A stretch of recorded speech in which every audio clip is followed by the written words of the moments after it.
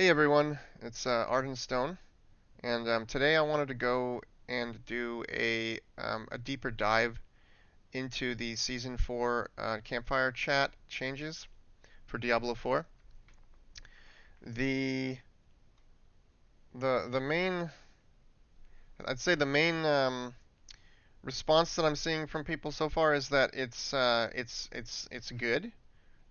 People seem to be kind of excited about this, and there are a few people I've noticed that are like having some reserves. But overall, I think most people are thinking that it seems like they're doing these changes are actually going to maybe make a difference and possibly turn the game around a little bit. I'd say I kind of agree with them. I have a couple of reservations on my side, but I'll kind of go over those with you.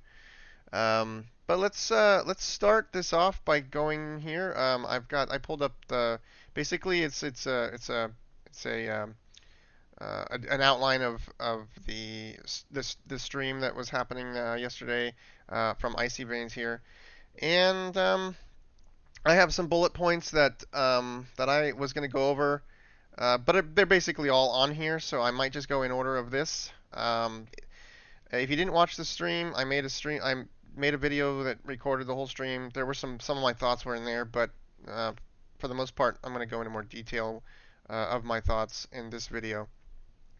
Um, so uh, on April 2nd, I guess through April 9th, they're going to be doing the PTR for season 4. It's kind of funny to me that they're only doing a PTR for a small handful of days. Usually in Diablo 3, the PTR lasted a lot longer than that. So it's kind of weird. Maybe they just didn't have time to get it set up. But what I find really interesting is that the idea of the PTR is supposed to be so that they can make some changes and fix things when we find that there are problems. It seems like normally in the past the PTR has been something where they use it to find bugs, patch issues that arise, things that maybe that were oversights on their part, like build issues. Maybe there's some things that are broken, doing too much damage or whatever. Um, but those kinds of things are not as hard to fix. So if anybody is thinking that like, hey, the PTR is coming in April 2nd to April 9th, and then the season here it says goes live on May 14th. So a month from then, there isn't a lot. If people are thinking that they're going to be able to go and like make changes to the whole system and rebuild everything, and if something is like if Masterworking just ends up feeling like garbage, they're going to go and completely change it. No, that's not how development works. You can take it from me. I'm a developer. I code for a living. I work in Unreal Engine. Um, that's not how that stuff works. These changes they have to be completely you know, brainstormed. The designers have to. The structure of how it works is the designers come up with their plans, and then they kind of task that out. The coders are gonna, the engineers are gonna get, the tasks broken into. Well, everything's gonna be basically broken into tasks for the engineers. The engineers are gonna start working on things.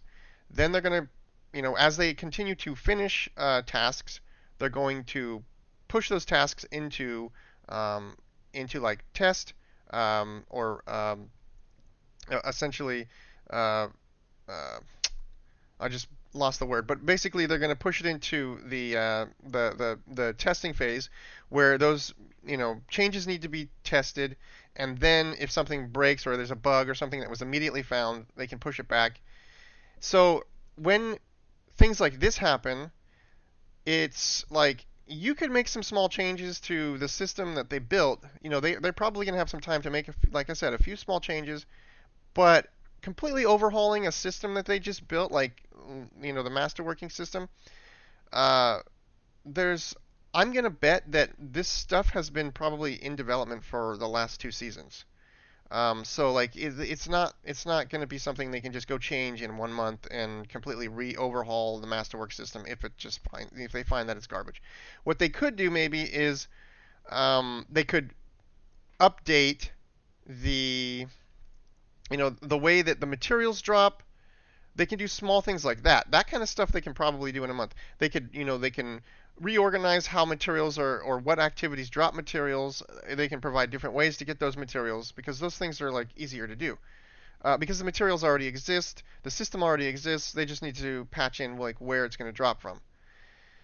So don't expect huge changes after the PTR if everything falls apart and is not feeling right. Um, but it does say Season 3 will end on May 14th, and then Season 4 will start also on May 14th, so the same day.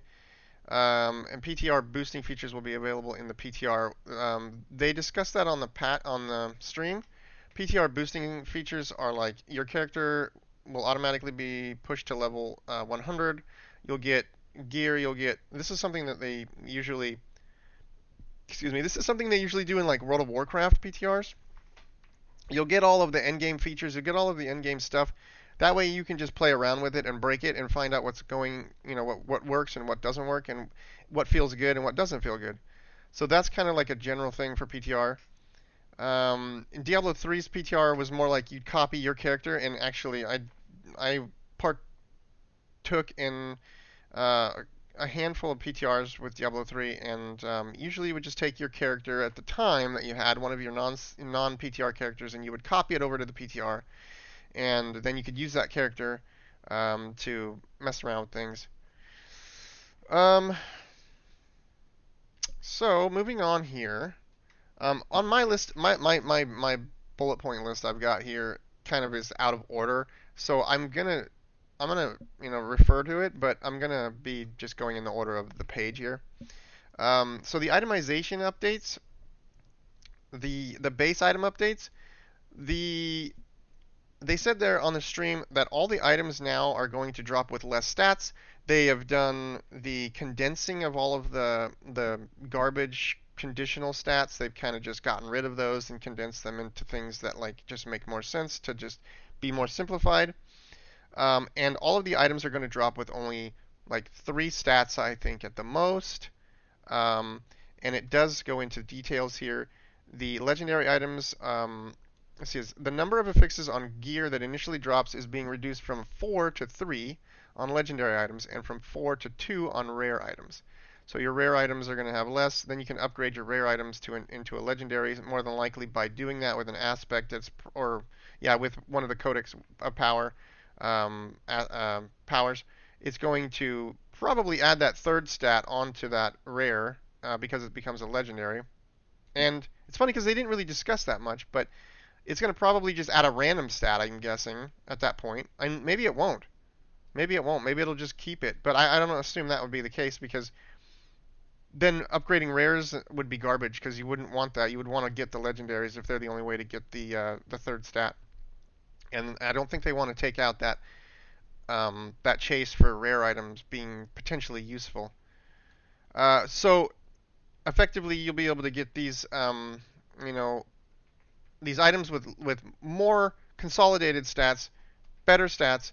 So there's going to be less items dropping, and hopefully more of those items will be useful or at least potentially useful. Potentially useful in terms of being able to upgrade them, make them better. Masterworking. These are the things that I haven't really. If you didn't watch the stream and you don't even know what masterworking is, or upgrading is, it's called tempering. Those are the things I'm going to be getting to in a little bit here on the list here. It's down a little further, but um, that's the other thing I should mention is that yeah, they made it so that sacred items will only drop in World Tier 3, and ancestral items will only drop in World Tier 4. You won't get sacred items in World Tier 4 anymore. You won't get like any of the lower garbage because obviously, if you're in World Tier 4, you just don't want that. And it was just clogging up the bag and causing you to have to go back to town and sift through everything so much that you got annoyed and you just would not want to play the game. So it's kind of good that they're fixing that. These are things that are pretty nice. So I'm going to say on my bucket list, see, I'm going to make another notepad here. My bucket list. Now, the thing is, I need to probably Maybe what I'll do here, let's see. See if I can change this. I'm not so certain that I can, but I'm going to try something really quick here. Um, let's try this. It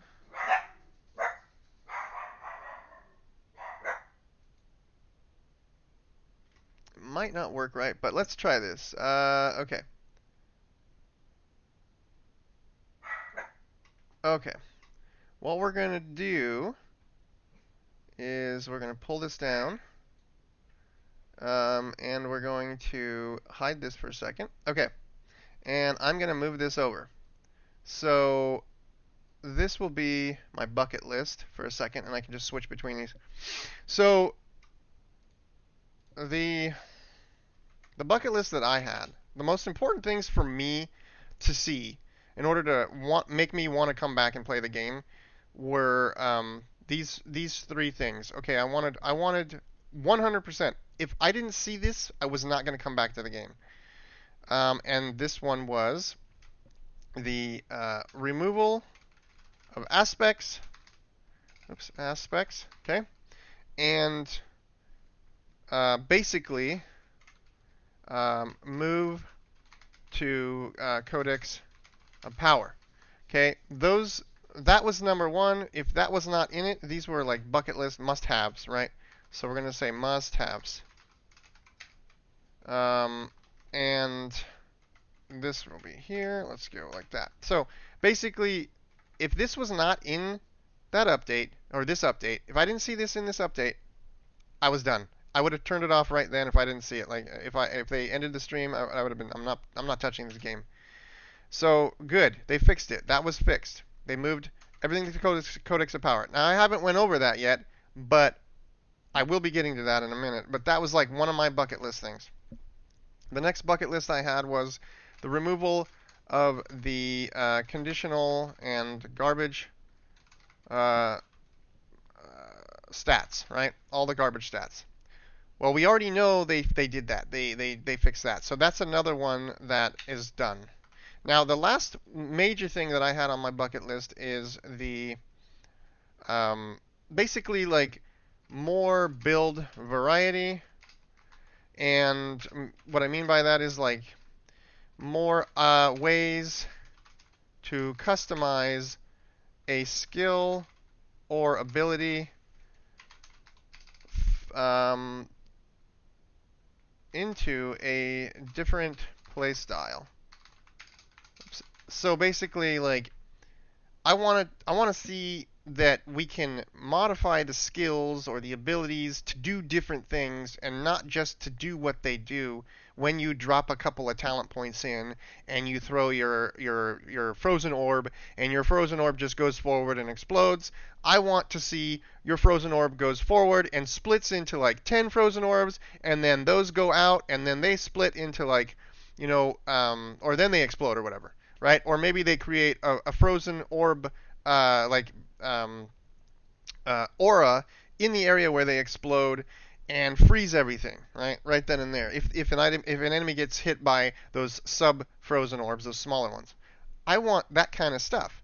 And that's not really something that I saw with this. So let's just check. Let's do this. We're gonna say that this one gets the star because it was done, and this one gets the star. This one does not get the star. Or we can go like this. We can say check. Actually, yeah, I'll just leave it like that. So essentially, this one here was not done. Not entirely. I didn't. There is a couple things I will mention about this that I think will give us some of this that they talked about in the stream, but it seems like it's an indirect. They're indirectly changing the build the playstyle of the skills through itemization. So I mean, effectively, it's like basically we're gonna say indirect changes being put in place. Now, I will go over these in a minute also. But first, what we're going to do is we're going to move back to the we're gonna move back to the details here. So let me switch back here. Okay, so the next thing that we want to talk about on this is the Codex of Power. Okay, so the Codex of Power, obviously we all knew it was there. I mean, from my perspective, from when the game started, when the game first released, or actually before that even, I was, playing. I got to I got to see the early access alpha, and I saw the Codex of Power and a little bit. I think I may have seen it during that point in time. I wasn't one of the ones who actually got to get access to it, but I knew somebody that did, and I was checking it out with him. It was either then or during the beta, but the first time I saw the Codex of Power, I'm like, oh, cool. They built in a system that is going to allow you to store your legendaries. They took the legendary idea from Diablo 3 with your, you know, something that I think was something that some people, including myself, wanted was to be able to take legendary powers and move them around. Well, in Diablo 3, you could do that sort of with the cube. The cube was cool, or not the cube. Was it the cube? It was kind of like the cube, but it was the yeah, I can't remember the exact name of it. It's been a little while since I played Diablo 3, but you could essentially stick an item in there, take its power, and apply it to yourself, even though you weren't wearing the item. So in this sense, it was like what I wanted was, yeah, it'd be cool to have the ability to take legendary powers and use them or move them to other items, and that idea is cool, and I'm glad they did that in Diablo 4.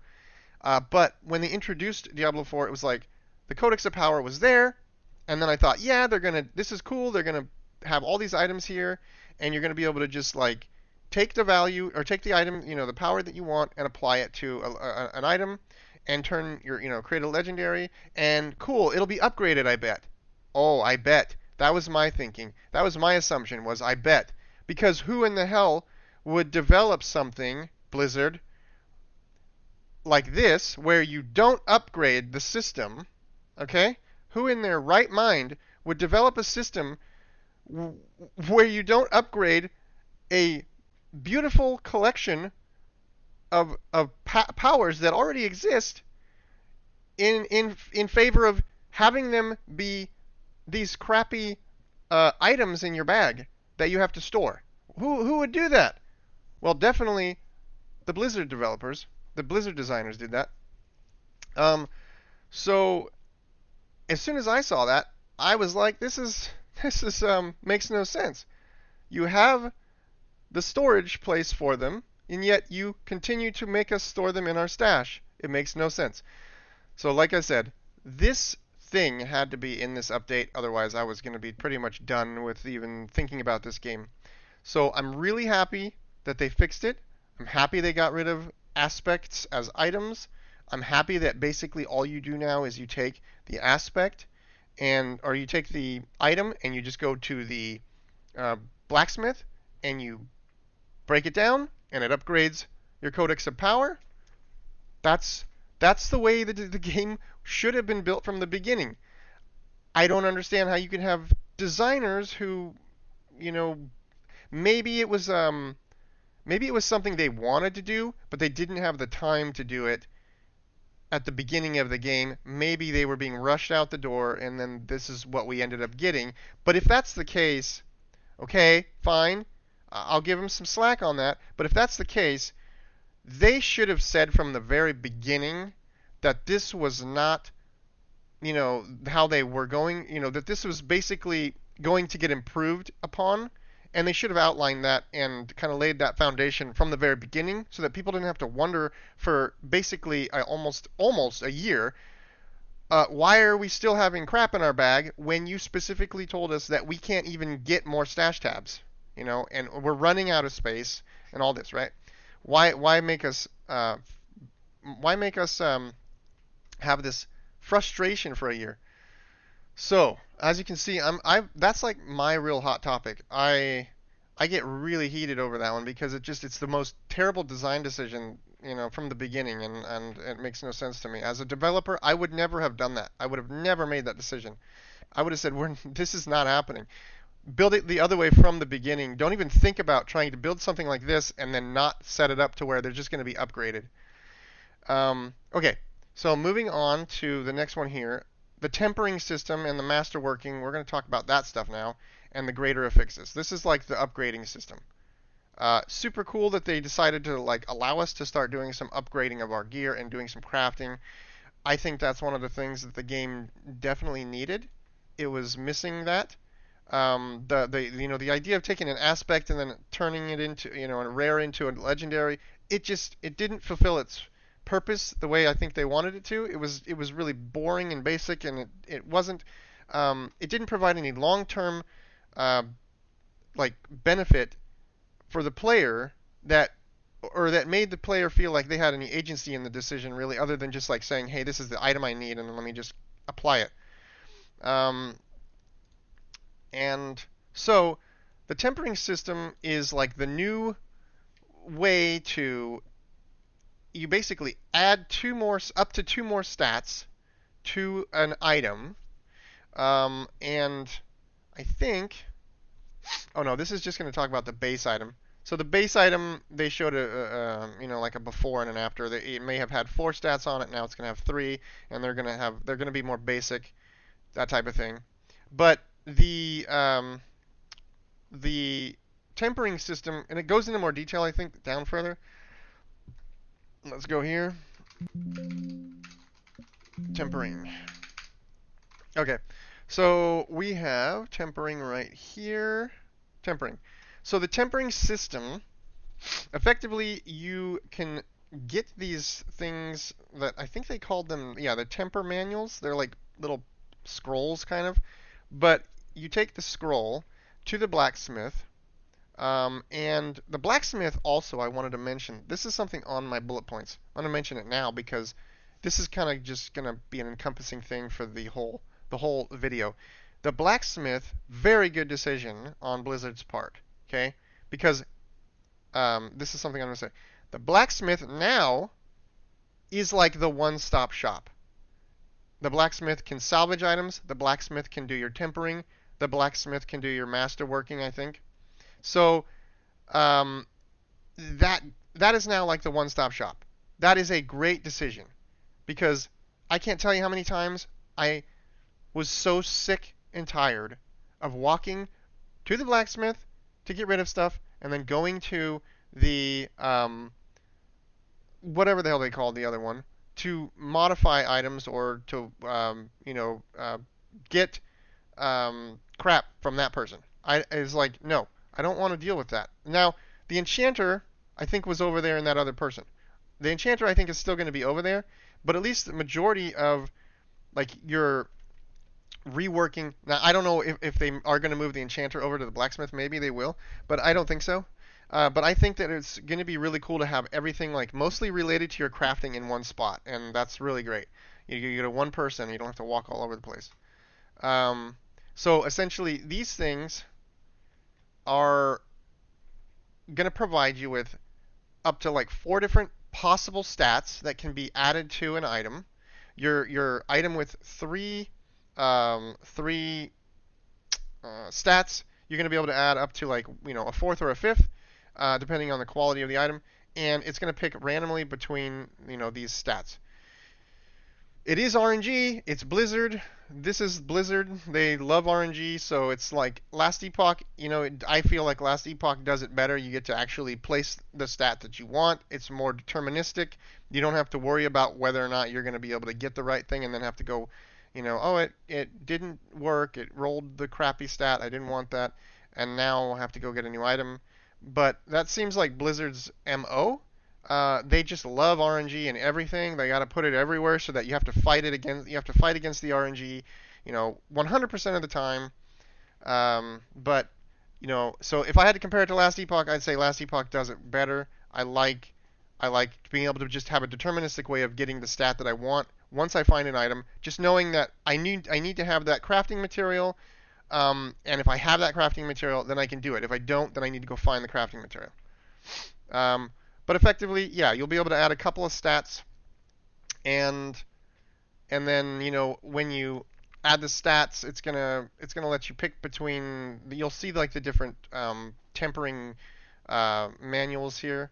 that are available, and you'll be able to pick which one you want to apply, and then it picks one randomly and applies it, and then you do it again, and then you've got like your item will have up to 5 stats on it, and then it's done. Um, and again, if you don't get the ones you want, then you're not lucky, I guess. Um, Tempering rerolls indicate how many times you can reroll your affix on the item. So it will say in here somewhere, right here, yeah.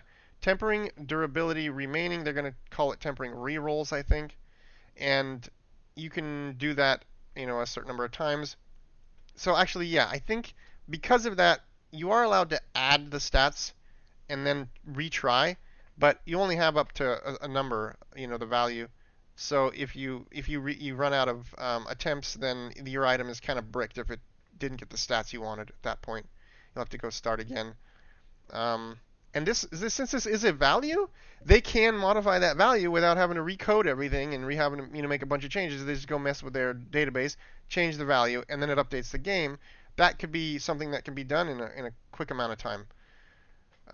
If we find that it just feels really bad to only have 5 rerolls or whatever. And the goal of tempering is customization and a cool way of building your character. It says you cannot temper unique items, which is fine. I don't think there's really a need to be able to do that. So let's go back now to here. We're going to talk about greater affixes. I think greater affixes are awesome. I think they are doing another good thing here. This wasn't even something on my list. Technically, on my list, I had another bullet point on my list of things that I didn't actually. Let me see if I can find it here. It was another list on my. Oh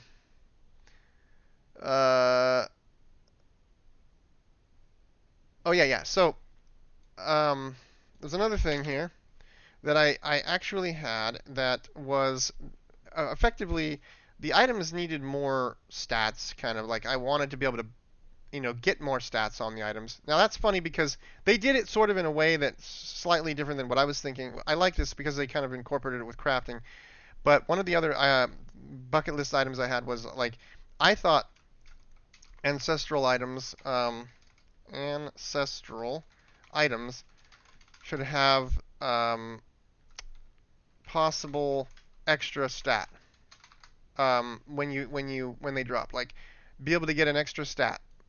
Possible, however, whatever, if it has 3, then 4. If it has 4, then 5, or whatever, right? And so you could get lucky, and you could get an extra stat. And I'm happy they didn't do it exactly like that. I just knew that I wanted to be able to have the ability to get more stats. They did do it in a more deterministic way, which is good. They set up tempering. That's cool. And then to go with tempering, I think what makes it good is that tempering is like the deterministic way. You're going to be able to get those stats, those 2 extras. There's no question about it. Once you have an ancestral item, you will be able to get those 2 stats. It's just whether or not those stats are going to be the best, and then whether or not those stats are going to be whether or not you're going to have any greater affixes on that item to begin with. So let me go back here. So yeah, if the item rolls with greater affixes, it's going to be potentially better, which is cool. I like that. I think that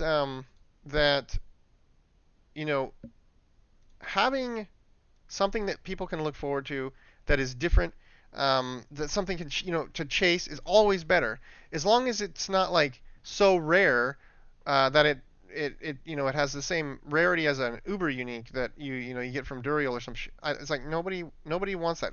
These kinds of things are things that need to happen constantly. I want to be able to see items that have greater affixes, because what we will run into is that yes you streamlined the base items, yes you streamlined the conditionals, you streamlined the Codex of Power and all that. Cool. That speeds up the process of trying to find the items we want. We don't have to filter through so much. But the bottleneck now is going to be the greater affixes, because it's absolutely 100% guaranteed that if you're trying to build your character to the best, you will not want an item if it does not have the greater affixes. to start with. So everyone is going to be looking for the greater affix items, the base items. And if you don't get those, it will be disappointing. So now we're kind of at this point where we've fixed a lot of things, but now we do have this. There's no deterministic way to get a greater affix. They did not put one in. You cannot go and enchant a greater affix. You cannot put a greater affix onto the game, onto the item, I mean, but it can drop with the greater affixes. So again, we get a bottleneck of we still have to sift through things and find the items that have the greater affixes, and those are the things that we're going to be looking for. I think there will be some problems there. I don't know, but I'm not like gonna worry about it too much. I just think that I know that like at some point, if you don't get what you want with the greater affixes, the dopamine hits, they start to just trickle, and you will kind of lose interest. When you stop getting those in a sufficient increment. So it potentially, I see that as a potential problem.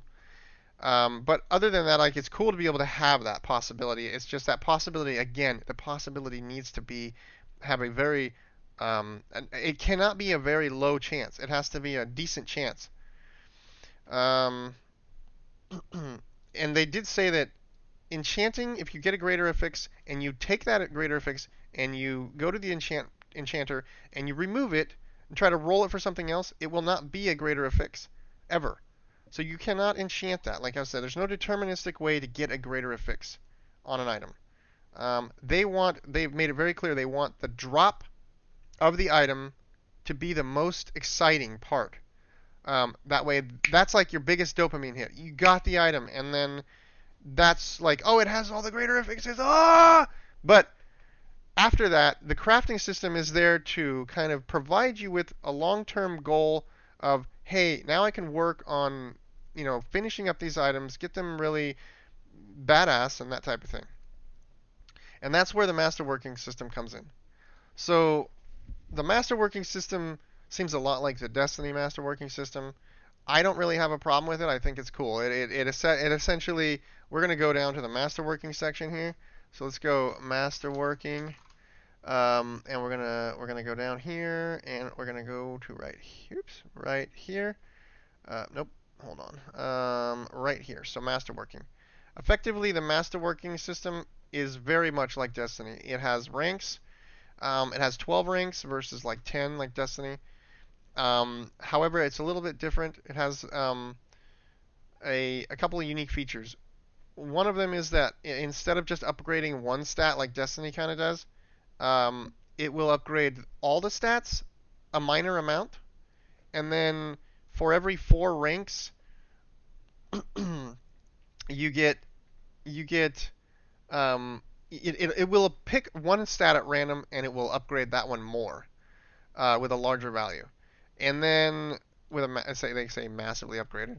So if that happens 3 times to the same stat, it gets a major upgrade. Big, big, big. If it happens to one stat, and then it happens to another stat, and then it happens to the third stat, or a third stat, all separately, then those 3 stats just get one massive upgrade each.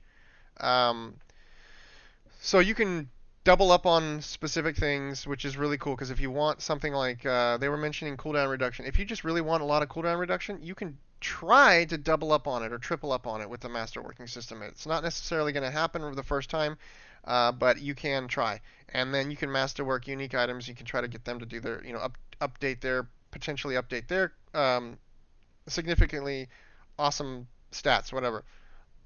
One I can think of that would be pretty cool is like for the Bear Druid, you've got that one that gives you additional +4 ranks or something. You could get that like upgraded, I think, and then it would go like maybe it would go to +6 or +8 or +10. Who knows? That would be kind of cool, right? And then if you don't get what you want, you are able to. It does say masterworking before, masterworking after. I don't think they go into it here, but I know in the stream they actually mentioned that masterworking an item is not like a permanent thing. You can reverse the process. However, it will cost you the materials that you spent on it. So you will not get those materials back. You will have to start again. You'll have to go farm more materials if you don't have any more. But that's kind of the nature of the game. At least it's not like permanent. So yeah, let's go back. That's actually pretty much all about the masterworking. The thing about masterworking is they require the mats, and I didn't mention where the mats come from, but that's going to be one of the topics towards the end here. That they come from a new event that they have, um, and I'll get into that after some of the. Well, I guess I could get into that now. Yeah, let's just move to that now. So I think down here, let's go pit, and we're gonna. Yeah, here it is. So this is the new event, the Artificers Pit. It's basically, I mean, like it is. It's effectively Greater Rifts from Diablo 3. It's a tier system. Tier 1, 2, 3. I think it's just going to keep going. I don't know how far. They didn't really specify. But it has a progress bar. It has a timer. It has a random map and random monsters. And you go through, you kill monsters, you fill the progress bar, and then uh, actually, I don't know if you kill a boss at the end. I think you just have to complete. You have to complete the progress bar before the timer runs out. And if you die, oh no, yep, and unlock the boss at the end of your pit run. It is effectively, yeah, you must fill the bar to reach 100% and unlock the boss. Yeah, so it's effectively a Greater Rifts from Diablo 3. They literally added Greater Rifts to Diablo 3, or from Diablo 3. And I think the only real difference is that I didn't see any experience globes from Diablo 3 in this one. They might have them. I don't know. I just didn't see them in the stream. I'm gonna say, honestly, like I'm glad they didn't use this as the end game, like pinnacle leaderboard activity, just because I was tired of Greater Rifts as a leaderboard activity. I didn't really want to do that anymore. But this kind of content I do enjoy a lot. I like being able to just rift. Like I like to just like in the words of Rex, I like to blast, right? That's what I like to do. I don't like having to stop and click on things. I don't like having to go to town and walk all over town and have to communicate with multiple different people. Like Diablo 3 was great because the towns were tiny, and when you wanted to start a rift, the obelisk was right there, and you just click on it and you go in and then you're done and then you exit and you're put right back in town, and it's great feeling to be able to just keep going and be fast, right? Um, this content is good for that, and I enjoy that. the The issue here is that, and this was something that after the stream, I went to watch Raxus stream a little bit, and he was talking with McFluffin, I think, and um, basically something they mentioned, which I already kind of thought about, is the fact that there is going to be a bottleneck, another bottleneck that will happen at this stage. So if the grind for these materials in the pit ends up being something similar to the grind for your legendary gems in Diablo, if it takes that kind of time, if you're in there for you're literally running the pit for 2 hours to masterwork one item, then it's gonna get really. I think what will happen is it will not be fun. And what we really need is the fun, right? That's what this game needs is the fun. We cannot be making decisions that are going to remove the fun or take the fun and make it watered down and delivered shit, right? We don't want that. So I think it's really important that they don't mess that up. I have no idea what the rate at which you'll be acquiring materials is, but that's a big one that I'm going to be watching. I think, again, if they mess that up, then it'll ruin the whole process for me. Like, I will not want to do the activity if I know that I can calculate how much time it's going to take to finish all my character's gear. If I can calculate that value and go like this is going to be way too long, like if I have to spend 2 weeks to masterwork my entire arsenal that I'm wearing, my equipment, or my equipped items, I should say. I don't think I'm going to do that. So I won't, I don't have that kind of patience to spend 2 weeks doing grinding for materials. It's not World of Warcraft. And even then, I don't even do that. Like unless if there's like a mount involved or something. Um, so again, I like the content, I like the idea. It just has to be reasonable. It cannot be some crazy grind, you know? Okay, we have like I'll do this. There's a balance, right? Grind and fun. Grindy and fun. You can't have too much fun if you have too much grind because they kind of go like this. They're balanced with each other. If you put more grinding in, the fun's going to go down. If you put more fun in, the grindiness is going to probably go down more than likely. Um,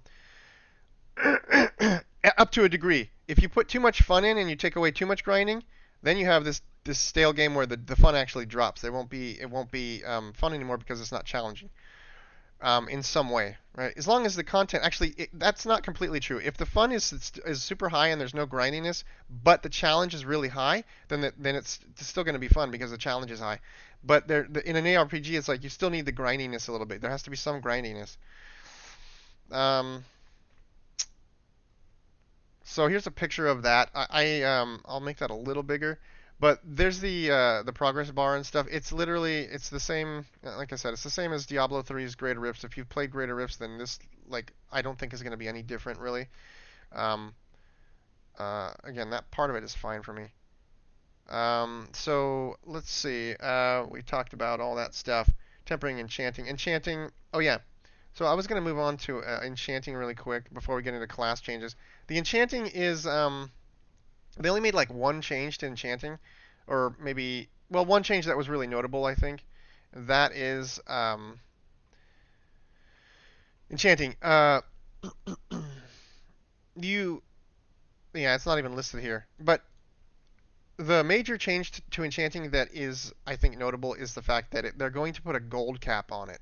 So when you go and you make changes and you enchant your one item, your one stat on an item, like it's gonna cap out at some point, and you won't have to just. It's not gonna just indefinitely go up to millions and millions and millions of gold, which is a nice feature, a nice quality of life update.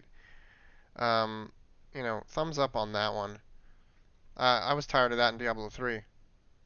Um, class changes in Diablo 4. So let's go to. I mean, I'm gonna kind of skim through the class changes only because some of this stuff is like there's a lot more than this, and they already said that like most of the class changes are not being talked about yet, and so um, if you do want to read more about the class changes, for me the class changes aren't a thing. They weren't really the problem with the game. Um, I think the classes were fun. It was more about for me it was more about the fact that like there wasn't very much build diversity and the skills and stuff. There was no diversity to the skills. It was always like, oh, you're using if you're using this skill, it's like everybody's using it and it's the same pretty much. Like nobody does anything different. So we kind of covered that they are changing that slightly, indirectly through items, but I may not have completely went into that yet. So I will not. I know I'm going to be moving into that a little bit. In fact, I'll talk about that right now. They are they are adding new stats to the game to kind of help with that part of it. I know in the stream it mentioned some stats. I can't remember the exact ones, but I think they use Dust Devils a lot. So it's like or projectiles. It's like you can get a stat that's now like increases your projectile count, or different ways to kind of change how a skill is now actually um, how the skill actually works. It's not necessarily like a direct application to the specific skill, but more of a generality to skills in general, like I was saying, projectiles and things like that. So that could be pretty cool. I'm happy to see that they're going to kind of make some changes to that, even though it is indirectly. Um, cool. I'll take it for what it is and make a judgment call on that when the game actually comes out. Um, but they are doing some notable changes to things like they're trying to make flat damage effects more viable, high volume and meaningful class updates. They're trying to make meaningful class updates. They want to make class updates that move the needle. They specified instead of just like things like only damage and health going up and down. Um, moving the needle again to me, moving the needle would be more like skill changes, things that actually like make your skills do completely different things. That way, when you are a frozen orb sorcerer, you're not the same as every other frozen orb sorcerer. Um, but again, I don't know. We'll see what they do. Every class will get 2 uniques in season 4, and a new Uber unique is coming in season 4. So those are like the basics of the class changes, and then they go into more detail for each class. Um, but what I'm going to do is instead of like going into the details of every class, I'm just going to let you guys, if you want to look at that, you can go to the Icy Veins and look at their March 20th campfire chat summary here. It talks about all of the actual small class changes, the slides that they have. Again, I'm not going to worry about it because Blizzard's patch notes are going to be up in like a week or something. So at that point in time, all this stuff will be on it in terms of the class changes, and it's probably just going to be better to go through it then when you see everything and you have a more organized view of everything that's happening. Because taking things out of context is a little hard when you have no idea. Like, oh well, Frozen Orb is getting a lot of love. Well, what does that mean exactly? Because are you doing other things? What else are you doing? Who knows? Um, yeah, the game balancing. They're just saying like things are getting shaken up a lot.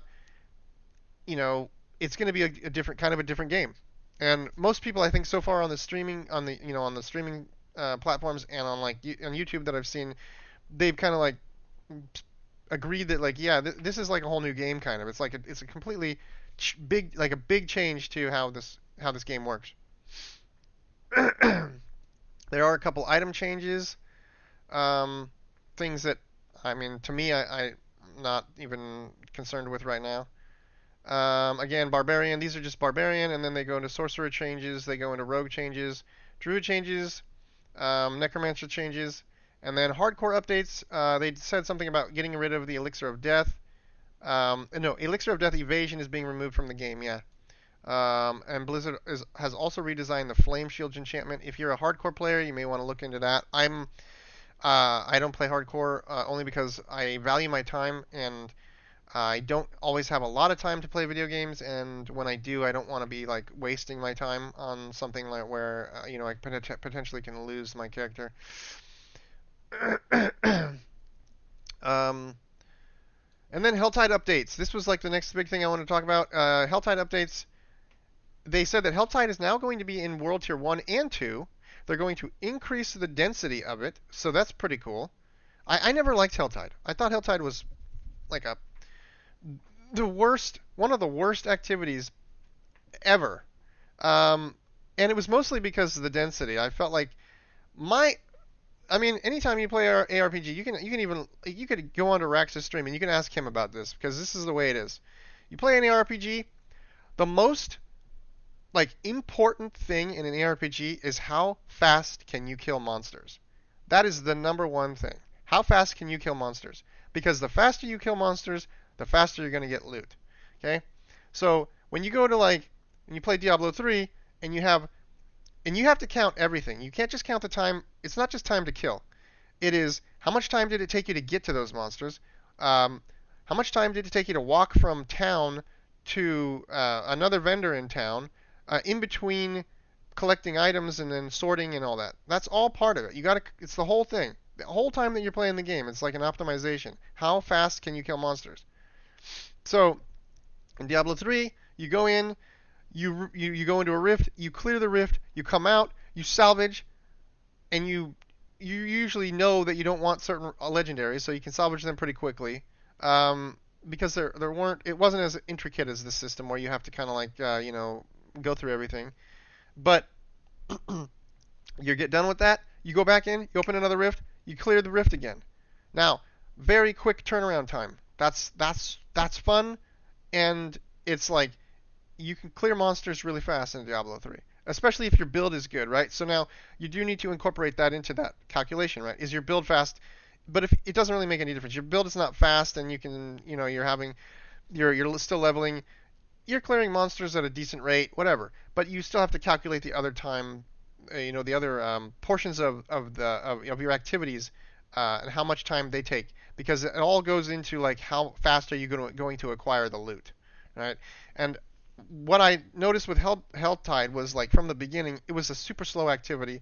I felt like all I was doing was running around trying to find those activities where things were actually happening, and it got really annoying running back and forth and back and forth and back and forth from one place to another, and not caring about anything in between that, right? Because who cares about three guys over here and two guys over... I'm not going to get off my horse to kill two dudes. It ain't happening. I've already spent the time to get on the horse, and I'm not going to wait for the cooldown, okay? Because the horse had the cooldown, so screw that. Like, it's not happening.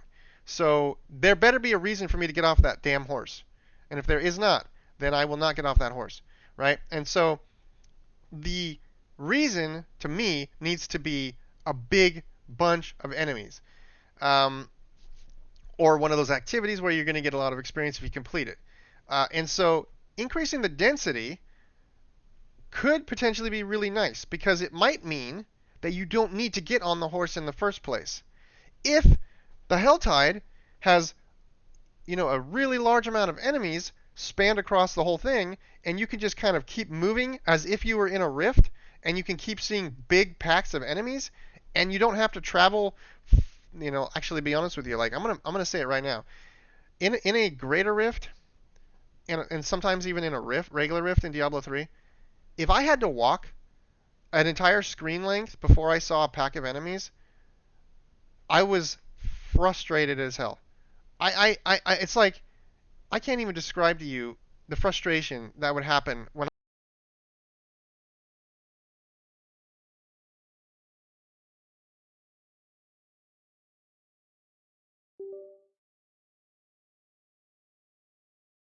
Sorry about that. My headset died. I totally forgot I needed to plug it in. So I can't even describe the frustration that I would have when I'd have to travel that far, between packs. It's like, oh God, it was horrible, right? So if that happens in Helltide, which it was happening, I mean, you could go an entire screen length, you could go up the road, climb a mountain, whatever. You'd have like, and then you'd see like three dudes. Oh, great, three guys. Do I really want to burn a cooldown for three dudes? No. So if the pack of enemies is not at least like 10 mobs deep, I'm gonna walk away because I don't have time for that. I'm not here to play games, right? I'm here to blast, right? So higher density, bring it on, dude. I want to see monsters. I don't even want to be able to walk 10 feet without seeing a pack of mobs. I want that kind of density. That way when I'm rolling through Helltide, I just keep walking. I don't need to get on my horse. I'm just going to keep walking. I'm going to mow it down as I go, and I'm going to make basically like trails. I'm going to blaze a trail from one event to another event, but I'm not going to have to get on the horse. I can just do it by hand, walk the whole time, right? Totally cool. If I need to get on the horse because I want to go do the activity, fine, but I want to be able to just kill stuff the whole time. And the other thing that I think is cool about this is that they did add some new thing where you have a threat meter now when you're killing enemies over in the Helltide. So it's like you get this threat meter, you fill it up, and you once it's filled up, the more it's filled up, it's like it signals to the enemies of hell, the burning hell or whatever. They get pissed off at you and they want to come out and they're in the words of I think Joe Pipora in the stream was like they want your blood or something like that, right? So um, they effectively just want to kill you because you are doing a lot of damage to them. Um, so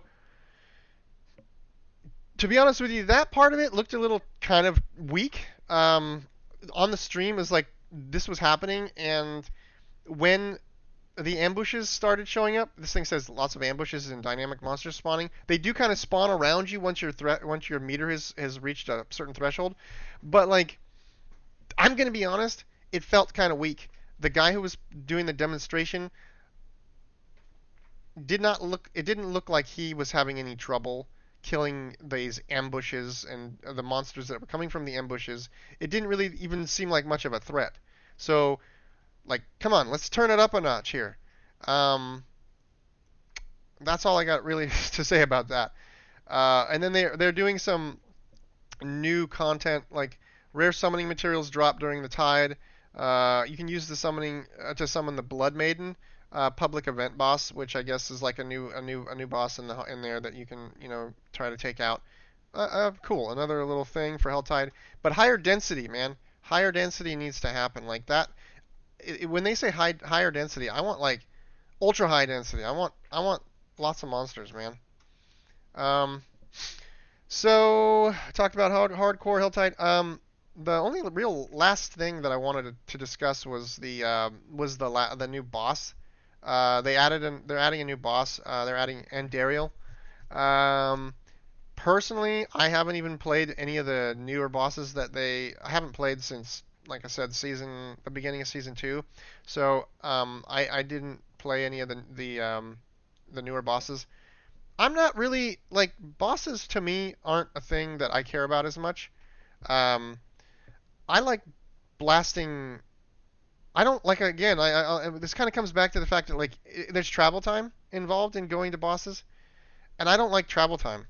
I don't like having to walk places. I don't like that. So it's like personally for me, if it's gonna take time to go to the place, like doing the Ubers in Diablo 3, I didn't really like having to go and collect the materials and then having to come back and or get the keys, I mean, or whatever, and then come back and then go to the thing and open all the portals, and then having to kill the Uber bosses and then come out and then run back to the area, open the next portal, and then go in and kill them and come back and then run back to the portal area.